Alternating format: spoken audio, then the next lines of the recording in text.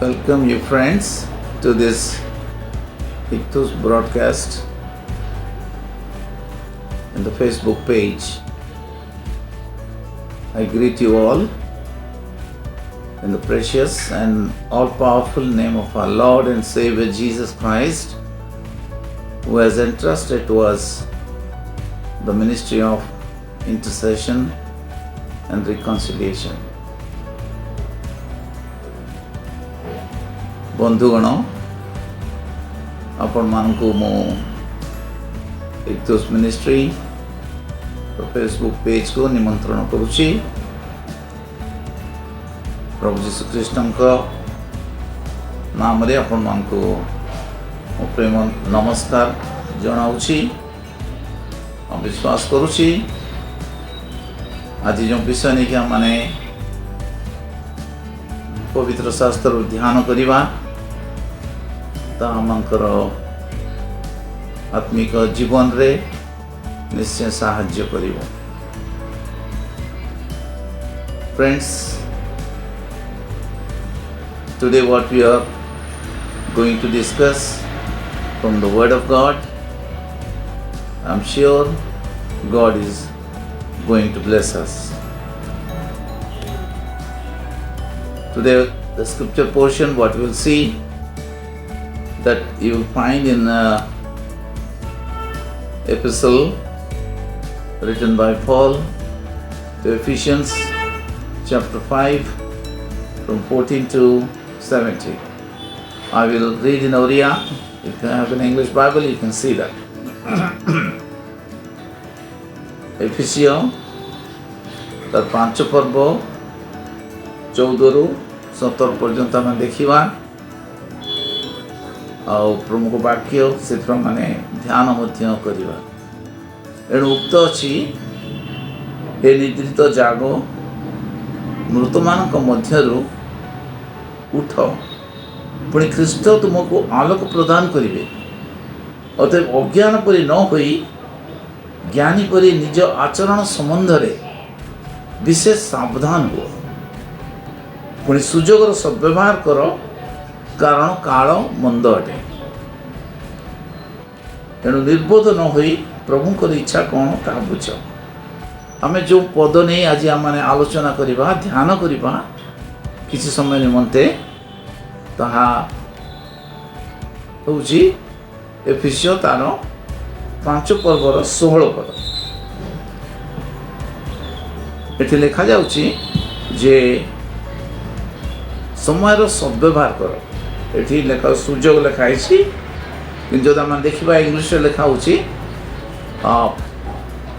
if we turn to Ephesians chapter 5, today we'll meditate on one verse, that is 16th verse of Ephesians chapter 5:16.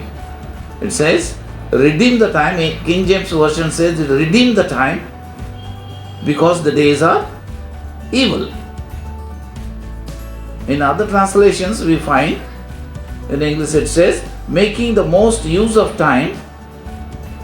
In Amplified version, availing every opportunity because the days are evil.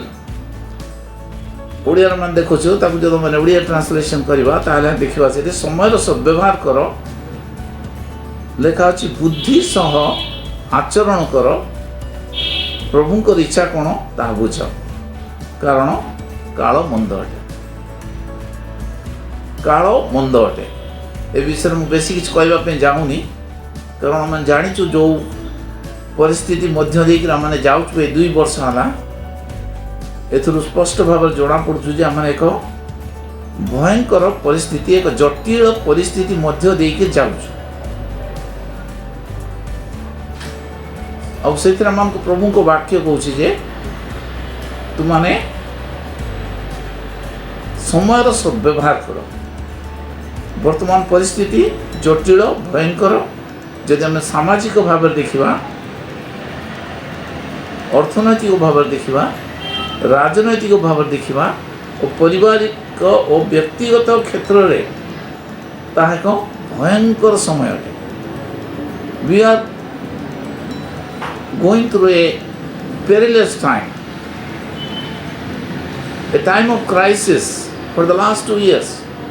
We see the things are going from worse to worse.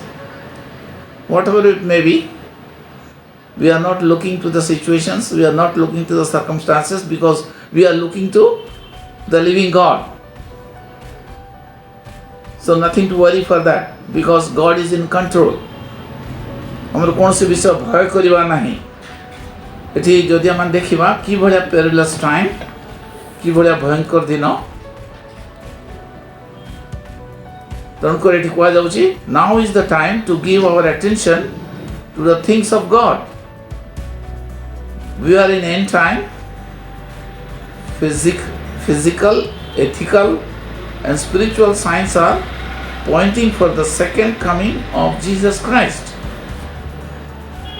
ଏଠି ଯଦି ଆମେ ଦେଖିବା ତିମୋଥିରେ ଗୋଟେ ବିଷୟ ଲେଖା ହେଇଛି, ଆମେ କି ଭଳିଆ ସମୟରେ ରହୁଛୁ। ତିମୋଥି ତାର ଦ୍ୱିତୀୟ ତିମୋଥି ତାର 3 ପର୍ବ ଆମେ ଏକରୁ ପଢିବା କିଛି ଅଂଶ। What kind of time we are living? We are living in a perilous time, a dangerous time. In this end time, this thing will happen. କାଳ ମନ୍ଦ ଅଟେ, କାରଣ ପ୍ରଭୁଙ୍କ ବାକ୍ୟ ଆମକୁ ସାବଧାନ କରେଇ ଦଉଛି। କୌଣସି ବ୍ୟସ୍ତ ହେବା ଦରକାର ନାହିଁ। ତୁମମାନେ ମୋ ଉପରେ ନିର୍ଭର କର, ଆଉ ତୁମମାନେ ଯାହା ବାକ୍ୟରେ କୁହାଯାଉଛି କୌଣସି ବିଷୟରେ ଭୟ କରିବାର ନାହିଁ। କିନ୍ତୁ ଏହା ଜାଣିଥାଅ ଯେ ଶେଷ କାଳରେ ଭୀଷଣ ସମୟ ଉପସ୍ଥିତ ହେବ। perilous time, a dangerous time. କ'ଣ ଭୀଷଣ କାଳ ସମୟ ଉପସ୍ଥିତ ହେବ? କାରଣ ଏଠି କିନ୍ତୁ moral degradation, ethical degradation of the people. ମନୁଷ୍ୟମାନେ କି ଏଠି ସ୍ପଷ୍ଟ ଚିତ୍ର ଦିଆଯାଉଛି। କାରଣ ଲୋକମାନେ ଆତ୍ମପ୍ରିୟ, ଧନଲୋଭୀ, ଆତ୍ମଗର୍ବୀ, ଅହଙ୍କାରୀ, ନିନ୍ଦକ, ପିତାମାତାଙ୍କର ଅବାଧ୍ୟ, ଅକୃତଜ୍ଞ, ଅପବିତ୍ର,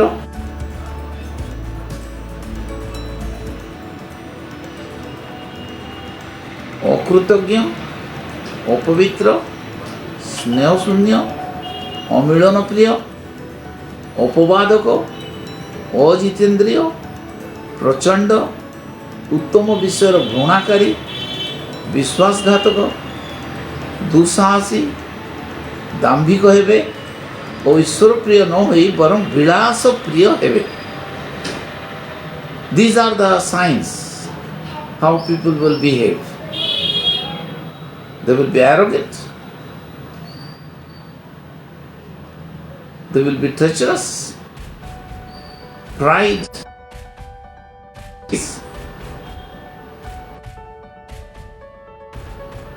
They will show as the religious, but they will not believe in the power of God. ସେମାନେ ଭକ୍ତିର ଭେକ ଧରନ୍ତି କିନ୍ତୁ ସେଥିର ଶକ୍ତିକୁ ଅସ୍ୱୀକାର କରନ୍ତି। ଏପରି ଲୋକମାନଙ୍କ ଠାରୁ ଅନ୍ତର ହୁଅ। Be separated from this kind of people. ମାନେ ଏକ ଭୟଙ୍କର ସମୟ ଯାହାକି ଏଠାରେ ଆମେ ସ୍ପଷ୍ଟ ଭାବରେ ବର୍ଣ୍ଣନା କରାଯାଉଛି। ଆମେ ସେହି ସମୟରେ ଆସି ପହଞ୍ଚୁ। କାଳ ମନ୍ଦ ଅଟେ।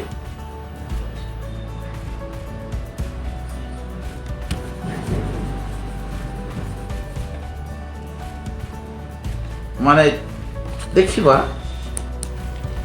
ଆମେ ଯେଉଁ ସମୟରେ ଅଛୁ,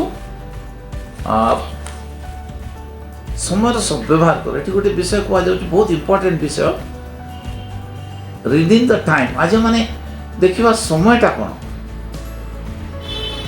ଏଇ ସମୟ କ'ଣ, ହ୍ୱାଟ୍ ଇଜ୍ ଦ ଟାଇମ୍। ସମୟର ସଦ୍ବ୍ୟବହାର କର। ଆଜି ଆମର ବିଶେଷ ଧ୍ୟାନ ଏ ଗୋଟିଏ ୱାର୍ଡ, ହ୍ୱାଟ୍ ଇଜ୍ ଟାଇମ୍। ସମୟ ହେଉଛି ଈଶ୍ୱରଙ୍କର ଦାନ। Time is a gift from God. Everybody has the same gift, equal gift. There is no difference. Right from the paper boy to the president, everybody has 24 hours time. No more, no less. So this is the gift which God has given to mankind is the same.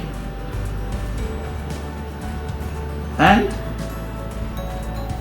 what is this? Time is our life. And our life is time. That we have to understand. समय गोटे एभली विषय आमर जीवन हूँ समय और समय हूँ आम जीवन आमको समय को मैंने साधारण भाव नहीं पार ना तक मैंने जो मैंने मैनेजमेंट पढ़ो time management all this things time is life how you are managing your life तुम जीवनटा को तुम्हें किभली भाव व्यवहार करुच तुम समय तुम्हें किभली भाव काटुच से बड़ विषय कारण समय पछक फेर हेनी कि फास्ट फॉरवर्ड कर you cannot fast forward time or you cannot make the time back. You cannot stop the time. समय को संचय करी हबो नहीं. You cannot save time, but you can utilize the time. You cannot store time. तुम store करि परिबानी because time is very very valuable because your life is valuable. Your life is valuable, so time is valuable. But people are not understanding. They squander around the time. They waste time. And you know, the biggest sin the young people are committing, I read in Decision magazine long back, that is wasting time. How we utilize our time? किभली भाव में समय सब व्यवहार करुचु 24 घंटा प्रभु आमको देइछन्ति से 24 घंटा भितर मैंने कौन करुचु अनेक समय पुओ जो मान पचारे गोटे विषय युवा मान भीतर मुझे काम करे से पचारे केते घंटा तुम्हें मोबाइल देखुच केते घंटा तुम कंप्यूटर स्पेंड कर जदि जड़े कहे मु घंटे मोबाइल देखे दिन में जदि गोटे घंटा मैंने मोबाइल देखुचु ताहले वर्षे माने 15 दिन खाली मोबाइल देखबार चल जाउछ और जदि 2 घंटा देखुचु कि 2 घंटा हमर समय नष्ट करछु अन्य कोनोसी कार्य रे ताले गोटे मास चल जाउछ 30 days you are losing the time. That means how much time is left? 11 months. तुम्हें गोटे स्टूडेंट है तुम गोटे मास खाली टीवी देखिबारे मोबाइल देखिबारे बुलिबारे गपसप करिबारे समय चली गला ताले केते रहिला and if you are spending 3 hours or 4 hours that means 2 months gone 60 days calculate करके देखिबे अपन 60 दिन जदि आमर 12 मास रु 60 दिन फ्रुटलेस काम रे चली गला किछि पाठ पढ़ारे नाही कि कोनोसी भलो काम करिवार नाही ताले कोन होउची समय नष्ट हो जाउची काळ मंद अटे. How can you waste time? Time is your life. जदि तुम 50 वर्ष बंचवार कथा सेतरे जदि तुम 15 वर्ष खाली बेकार चली गला नष्ट होला ताले केते वर्ष प्रकृति रे बचुछ? 35 वर्ष. भावन्तु सीरियसली भावन्तु this is we teach in time management. समय अति मूल्यवान. समय होछि तुम जीवन किंतु मनुष्य ता बुझे नहीं. हमर समय ही हमर जीवन. हमर जीवन ही हमर समय. Time is life and life is time. How we are utilising our time? If you spend 1 hour with mobile or with internet or going to the websites, 1 hour means 1 month, 15 days we are wasting in a year. If it is 2 hours, then 1 month. If it is 3 hours, 1.5 months. If it is 4 hours, it is 2 months. So out of 12 months, if 2 months is gone from your life, then you are living for only 10 months. How you are utilizing your time, my dear friends? Especially I'm talking to the young people. How you are utilizing your time? Don't waste time. That's why it says in the Bible. Paul tells us very clearly, redeem the time. Make use of the time.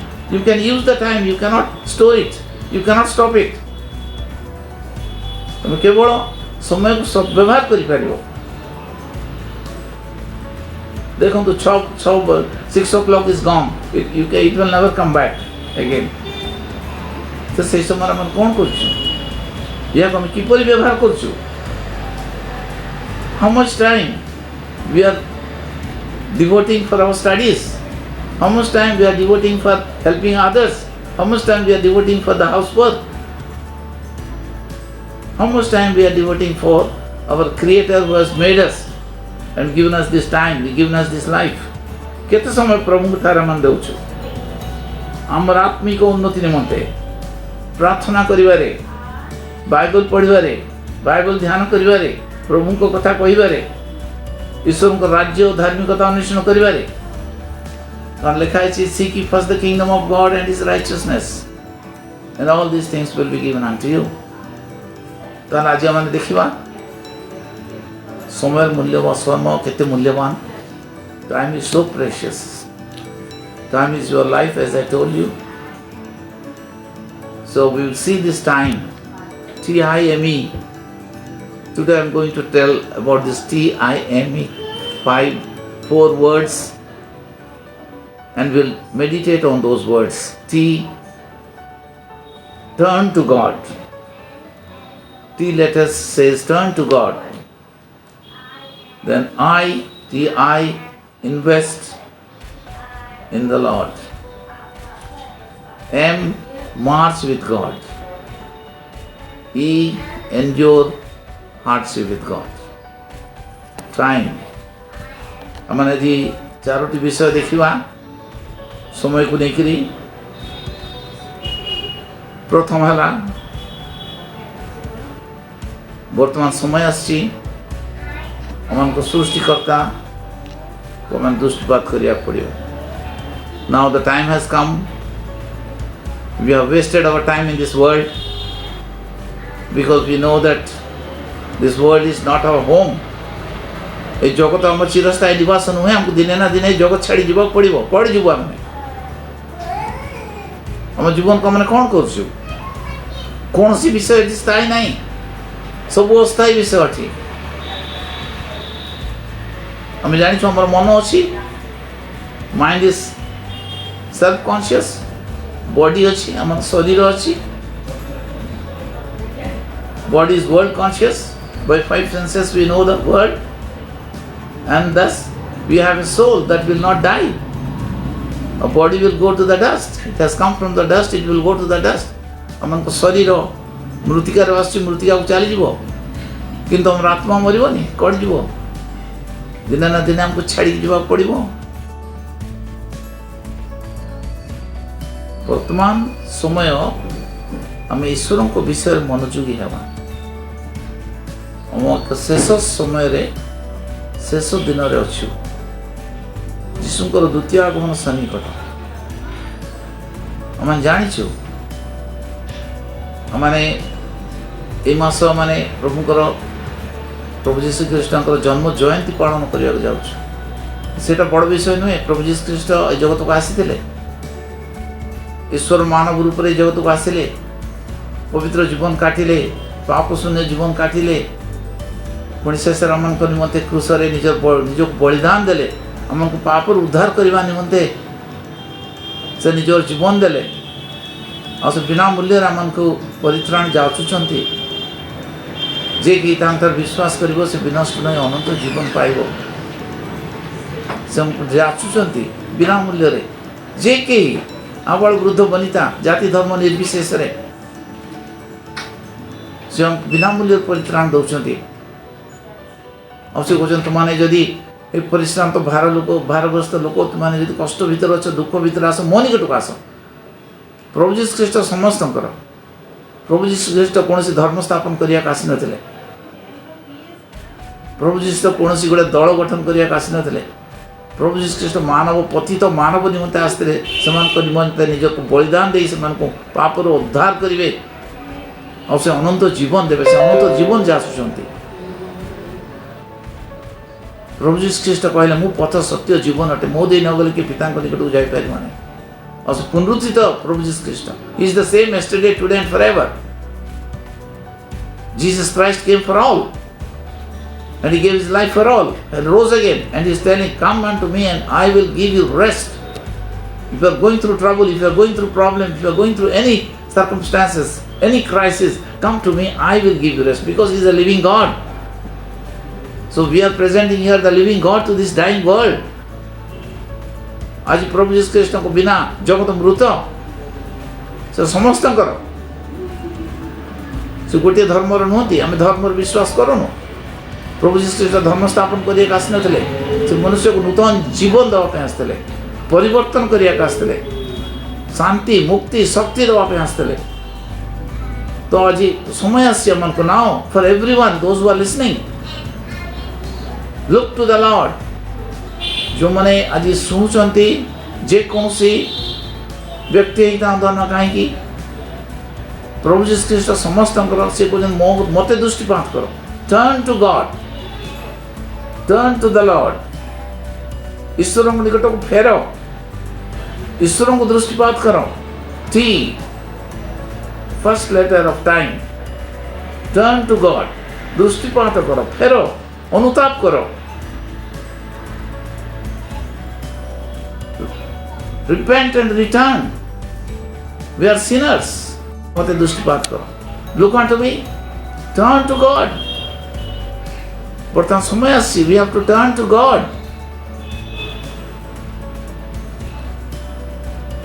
Where we are turning कोठ हम देखुछु जगत को जगतर संपत्ति जगतर साम्राज्य जगतर luxury कोटा देखुछु what we are searching for we have to turn to God that they should repent and turn to God Forgiveness and cleansing are ours when we repent and commit to our life to God. जेतोड़ा मन जीवन को माने पाप स्वीकार करी देखा अछि जे पाप स्वीकार करिवो ईश्वर विश्वस्त न्यायवान अटंती से हम क्षमा करथांती हम अधर्म सब से परिष्कार करथांती. So he is calling us, come to me and I will give you rest. मु तुमको विश्राम देवी. द्वितीय रे invest in the Lord. विनियोग करो TI invest in the Lord विनियोग करो ईश्वर राज्य कार्य निमंते कौन कौन आम विनियोग करवा तीनोटी विषय अच्छे आम निकट one is time one is talent another is treasure time talents and treasure all this three is how we are spending कि मैंने विनियोग कर सब जिन प्रमुख वाक्य कौच प्रथम ईश्वर राज्य और धार्मिकता अन्वेषण कर तारे समस्त विषय तुमको दिज्व कौन सी विषय तुम व्यस्त होनी वरीड होनी the word of God says seek ye first the kingdom of God and his righteousness and all these things will be given unto you. The second one is invest in the Lord. We have three things to invest: time, talent and treasure. And I can add another one, that is testimony. If God has given us a testimony, if we know the truth, then we have to share the truth to others. Talents. प्रभु हमको भिन्न भिन्न गुण देइछन क्या को गाइबा गुण भल गीत गाई पारे कि भल बाजा बजै पारे कि भल कहि पारे कि भल सेवा करि पारे बहुत गुण अछि से गुण गुड़ी मैंने कौन मनुष्यर हित निमंते व्यवहार करुचु ना निजर स्वार्थ निमंते व्यवहार कर हमको देखा are we utilising it for others benefit और फॉर आवर सेल्फिश मोटिव्स मो गुण गुड़ी कि व्यवहार कर तार प्रभु निकास मागिबे प्रभु आसबे तेले मो एत सुंदर गुण तते देइथिल सेटा कोन कर ट्रेजर अर्थ समस्त पाखे समान अर्थ न थाए जहाँ को जी देन प्रभु से पचारे जब मत 10,000 देन से 10,000 हिसाब मत मागे he will not ask for 20,000 50,000 देते तो मुझे 50,000 देते तो कौन कलु निजर स्वार्थ निमंत व्यवहार कलु ना गरीब लोक मान निमंत व्यवहार कलु अन्य मान निमंत व्यवहार कलु प्रभु से पचारे और टाइम है समय समय मन कि व्यवहार हमको जो 24 घंटा दि जाए से समय को कि व्यवहार कर समय समस्त निकट सामान अच्छी from paperboy to the president all have the time 24 hours only, no more no less, and the time is your life. So how we are investing our life, how we are utilizing our life, is it for God's glory or for our own glory? हमको सिर्फ भाविया पड़े. It's high time to think about it. बहुत समय लगा. High time. This is the high time to think your life for which Jesus died and purchased you by His precious blood, and how you are utilizing your life. तुम जीवन पे प्रभु जीसु ख्रीष्ट निज जीवन देले तांको रक्त रे तुमको किणिले किंतु आमे कि बड़ी बार हम जीवन को व्यवहार करछु तांको निमंते निज स्वार्थ निमंते. तृतीय march with God, march with the Lord. प्रभु से चलो ईश्वर संगे अर्थात प्रभु जीसु ख्रीष्ट सहित चलो. प्रभु जीसु कहले जदि कहीं मोर अनुगमन करने को चाहे तेरे से अपना को अस्वीकार करो, अपना क्रूस बहन करो और मो पछ पछे आसो. This is the important thing. You have to march with God. You have to looking unto Jesus. He said, if you want to be my disciple, तुम यदि मते मोर अनुगमन करिया चाहो, if you want to follow me, then deny yourself, take up your cross and follow me, not anybody else in this world. आउ का follow करनी तांकर सहित तांको पछे पछे चलीबा. हमने कहाँ पछरे चालुछु? Think about it. भाबंतु हमने कहाँ पछरे चालुछु? whom we are following. हमने कहूँ प्रभु जीसु ख्रीष्ट को जानिचु. प्रभु जीसु ख्रीष्ट हम त्राणकर्ता. प्रभु जीसु ख्रीष्ट हमको परित्राण देइछंती, पवित्र आत्मा देइछंती, किंतु हमने प्रभु जीसु ख्रीष्ट को पछरे चालुछु ना मनुष्य पछरे चालुछु. March with God, march with God. कौन कह जाउछे थी द्वितीय तिमोथी 2:3 लिखा जाउछि. Thou therefore a good soldier is loyal, denying himself of professional pleasure and profit. He must march, enduring hardship for the love and the protection of his country. Witness to the unsaved of the saving power of Jesus Christ. जने सैनिक से कौन करे ता देश पे सैनिक ता देश पे निज जीवन दे दे. कमांडर जहाँ कहे से करिवो. तो कमांडर कहे प्रोसीड फर्दर, आगु को जाओ, से आगु को जीवो. लेफ्ट राइट कर आगु जीवो. से कमांडर रो कमांडमेंट्स माने से युद्ध के तरह को जाए ता निज कथा भावे नहीं, तो परिवार कथा भावे नहीं. देश पे से निजर जीवन दे दिए. सोल्जर हमको मध्य मार्च करिया पड़े, प्रभु से चलवा पड़े like a soldier, disciplining yourself. Soldier is a discipline life. तुम निज इच्छा अनुसार किसी कर पारिबानी. जहाँ कमांडर चाहती, जहाँ देश पे हित करो, जहाँ भल सेटा से करिवो. And we are the citizens of the kingdom of God. We are the citizens of the kingdom of God. And go to thy kingdom come, thy will be done in earth as it is in heaven. So we are having a heavenly citizenship. हमने होचु स्वर्गीय गोटे नागरिक ए जगत रे अछु. We are spiritual beings mastering the human experiences here. हमको जो रखा जाए प्रभु जी पर आलोक हम अन्य मान निकट प्रकाश करू ताले माने कौन करछु we have to march with God, we have to march with God. तांको संग चलिया पड़े तांको आदेश मानिक हमको चलिया पड़े लिखा अछि प्रथम तुम ईश्वर को राज्य धार्मिकता अन्वेषण करो ताले सब विषय तुमको दिया जीव से प्रतिज्ञा करछंती से मिछ कथा कहंतिनी सेटा सत्य मो जीवन में मो अनुभव करछि I have experienced it for all these years. से आपको छाड़ देबेनी प्रभु कहछन I will not leave you nor forsake you. I am with you always even unto the end of this world. मु तुमन को सहित रछि से होछन इम्मानुएल परमेश्वर हमन को सहित परमेश्वर हमन को मध्य रछन से हमको छाड़ देबेनी हम संघर्ष से अछंती से कुछ मार्च विथ द लॉर्ड हमें कहाँ संग मार्च करूँ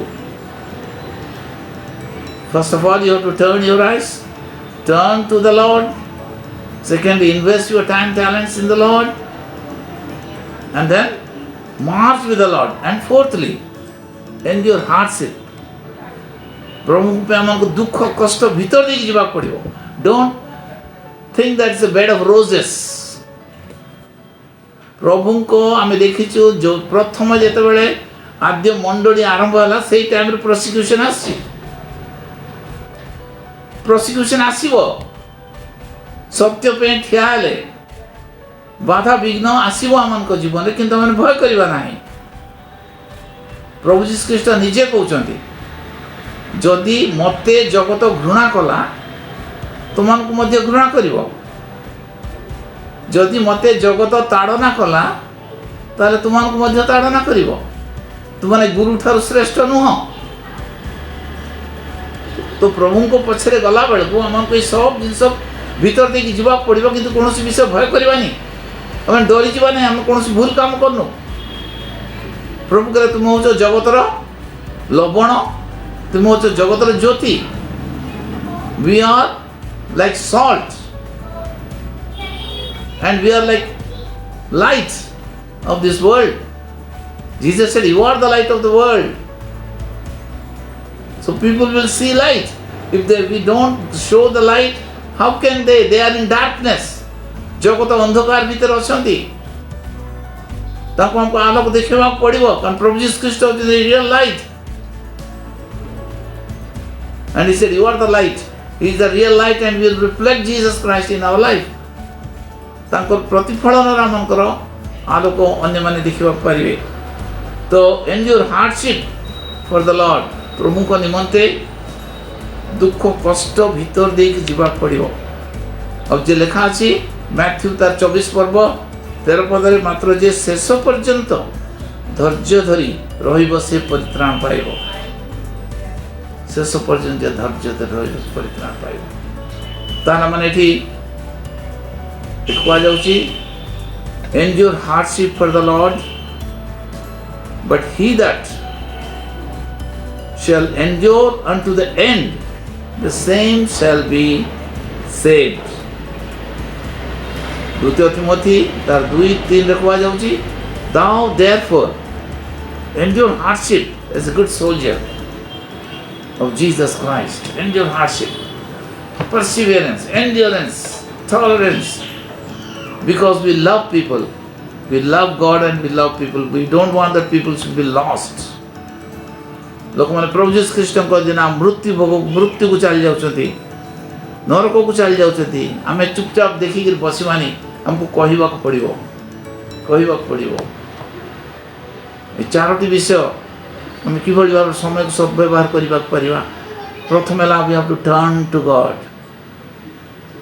टू गॉड हमर दृष्टिपात रहइबो ईश्वर को ऊपरे प्रभु यीशु ख्रीष्ट को ऊपरे हमें तांको देखिबा आज हमनकर दृष्टिपात का ऊपर अछि जगतर धन संपत्ति पर अछि कोनसी मनुष्य ऊपर अछि कोनसी फिलॉसफी ऊपर अछि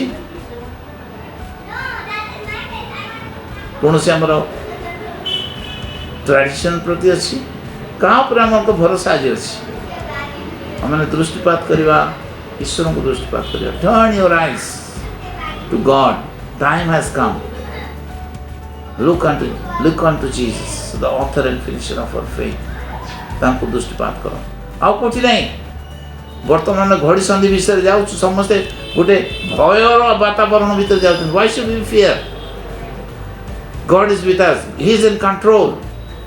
କୌଣସି ବିଷୟରେ ଭୟ କରିବା ନାହିଁ। କାରଣ ଯେଉଁମାନେ ଈଶ୍ୱରଙ୍କ ଉପରେ ନିର୍ଭର କରନ୍ତି ସେମାନେ ଭୟ କରିବେ ନାହିଁ।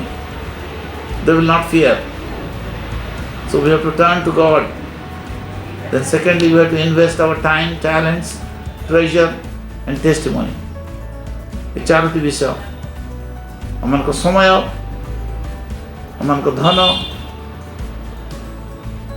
ଆମମାନଙ୍କର ଟ୍ୟାଲେଣ୍ଟସ୍, ଆମମାନଙ୍କର ଗୁଣ, ଯାହା ସବୁ ଆମମାନଙ୍କୁ ଦେଇଛନ୍ତି ପ୍ରଭୁ, ଯେଉଁ ଭଲ ଗୁଣ ଗୁଡ଼ିକ ସବୁ ଦେଇଛନ୍ତି, ସେଇଟାକୁ ଆମମାନେ ତାଙ୍କ ରାଜ୍ୟ ଓ କାର୍ଯ୍ୟ ନିମନ୍ତେ ବ୍ୟବହାର କରିବା।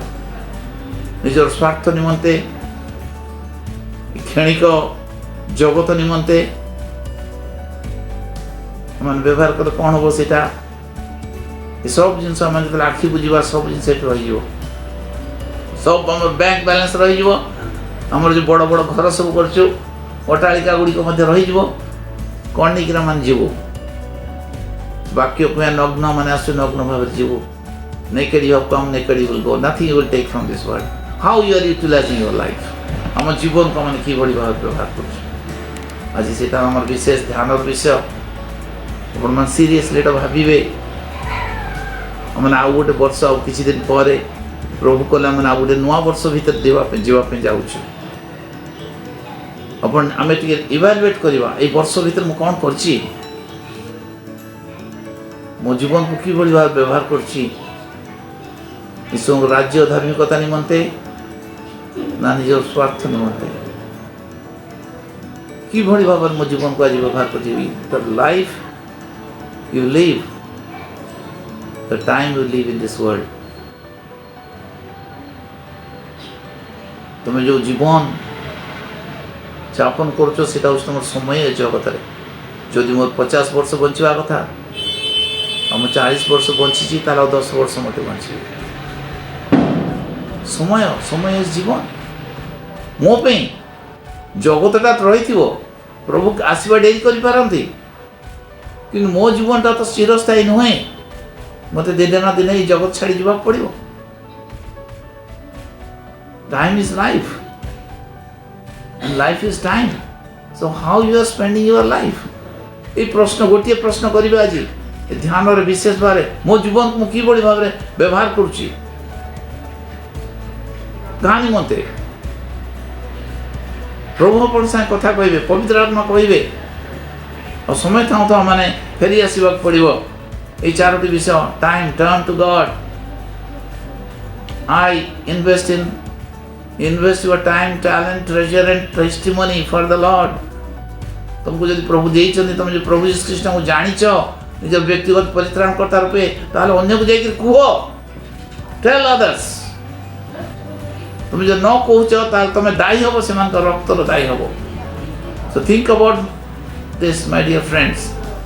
Because I love you, I tell all these things to you.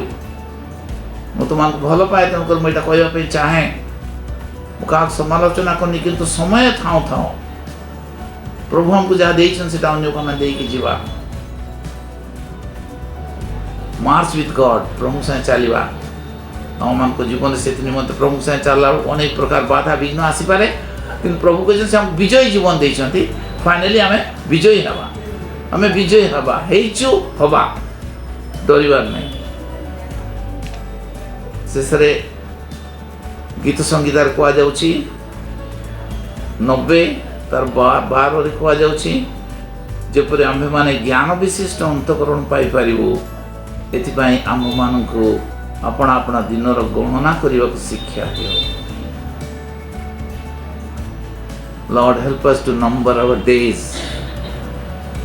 Give us wisdom, Lord, to number our days. We do not know how long we are going to live in this world. Help us to number our days. When the days are here, let us utilize it for the Lord, for the glory of God. We cannot squander time. We cannot squander our life. Our life is precious. for which Jesus came and He died for us, rose again to save us, to give us new life and eternal life. So when we have eternal life, let us pass on that eternal life to others. प्रभु मान को ज्ञान दियंतु, सद्बुद्धि दियंतु, समय जेपरि आम सद्व्यवहार करिबा और प्रभु मान को आशीर्वाद करंतु। टाइम सुजोगर सद्व्यवहार करो। Now is the time. Now is the time. वर्तमान ही समय आमर निज निज जीवन को तांको हस्त रे दबा, कारण समय होची जीवन और जीवन होची समय। प्रभु मान को आशीर्वाद करंतु। आउ हमने समय नष्ट करवानी। आगो को कौन से मैंने जानिनु, किंतु गोटे विषय जानिछु, प्रभु मान को सहित रचंती।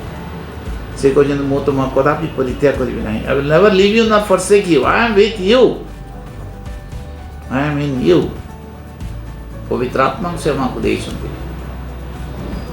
तांको पथरे कढ़ाई नवा निमंते हमने भय करवा नहीं, कौन सी विषय भय करवा नहीं। आसंत मैंने निज निज तांको हस्त समर्पण करवा, प्रार्थना करवा। प्रभु मन शक्ति दियंतु। जेते दिन चली जाइछि भूली जातु से कथा। What is gone. You cannot bring it back. जेंति कहा जाए, yesterday is gone. It has gone to the tomb. And tomorrow is in the womb. काली हम पे कौन tomorrow आनिबा हम जानिनु। तुमको today is the day of salvation कहा जाउछि। आज ही होछि परित्राण दिन। तुम यदि प्रभु करो स्वर सुनुछ, तुमको हृदय को कठिन करो नाही। निज निज हृदय को खोली दियो। प्रभु को डाको, प्रभु जीसु तुम हृदय मध्य को आस। आम हृदय जो पाप अच्छी, जो अपराध अच्छी, जहाँ सब भूल कम अच्छी, तुम्हें सजाड़ी दियो। मोर पाप सब क्षमा करो, तुम रक्त तुम्हें धोई दियो। Just this much of prayer will give you new life if you do not know the Lord Jesus Christ as your personal saviour. यदि आज पर्यंत प्रभु जीसस ख्रीष्ट को निजर व्यक्तिगत परित्राण करते रुपे जानी ना हो, तो आज ही डाक, प्रभु जहाँ किसी मोर पाप तुम्हें क्षमा कर। मु अनुताप करुच्ची, मो हृदय मध्य को आस और तुम पवित्र रक्त मत धोई दियो प्रभु। आ से धोई देवे और नूतन जीवन पाइब। तुम पुरातन विषय सब लोप हम। प्रभु हमको नूतन भाव में जेते दिन मैंने बंचीचु तांकर गौरव निमंत व्यवहार करिया पारिबे।